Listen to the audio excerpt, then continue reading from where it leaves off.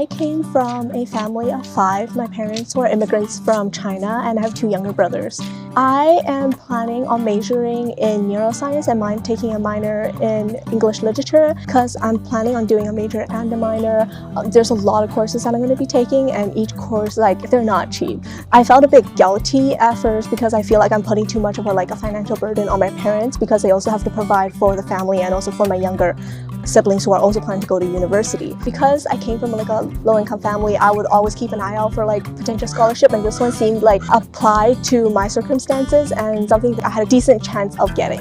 I think it was really straightforward. Overall, it didn't even take that long for me to do. The process is very reasonable. I was notified through email, and at first I was confused because I was wait, is this what I think it was? But then I was really excited. I was really happy, and I told my parents, and they were really elated for me too.